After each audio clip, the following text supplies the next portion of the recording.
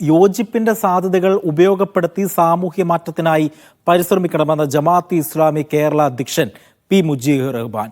Bahrain ദേശീയ ദിനാഘോഷത്തിന്റെ ഭാഗമായി ഫ്രണ്ട് സോഷ്യൽ അസോസിയേഷൻ സംഘടിപ്പിച്ച പരിപാടിയിൽ മുഖ്യപ്രഭാഷണം നടത്തുകയായിരുന്നു അദ്ദേഹം. വിയോജിപ്പിന്റെ കാരണങ്ങൾ പലതുണ്ടാകാമെങ്കിലും യോജിക്കാനും ഒന്നിച്ചു നിൽക്കാനുമുള്ള സാധ്യതകളാണ് കണ്ടെത്തേണ്ടതെന്ന് ജമാഅത്തെ ഇസ്ലാമി കേരള അധ്യക്ഷൻ പി മുജീബ് റഹ്മാൻ പറഞ്ഞു. ചില തൽപരകക്ഷികൾ ജാതീയമായും സാമുദായികമായും വിഭജനങ്ങൾ സൃഷ്ടിക്കുന്ന സാഹചര്യം മറികടക്കാൻ എല്ലാവരും ചേർന്നു നിന്നുകൊണ്ടുള്ള ബോധപൂർവമായ ശ്രമങ്ങൾ ഉണ്ടാകണമെന്നും അദ്ദേഹം കൂട്ടിച്ചേർത്തു.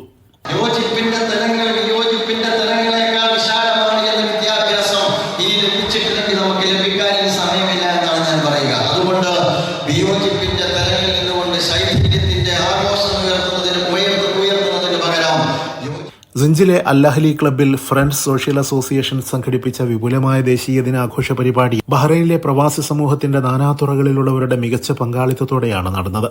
സാമൂഹിക സാംസ്കാരിക രംഗത്തെ പ്രമുഖരും ചടങ്ങിൽ പങ്കെടുത്തു. Friends association president Zubair M അധ്യക്ഷത വഹിച്ച പരിപാടിയിൽ general secretary Syed Ramadan Nadwi, vice പ്രസിഡന്റുമാരായ Jamal Nadwi, Sameer Hasan, youth India president Ajmal Sharafuddin, Sajida Saleem, Jasir P, Manama area president Muhammad Muhiyuddin എന്നിവർ പങ്കെടുത്തു.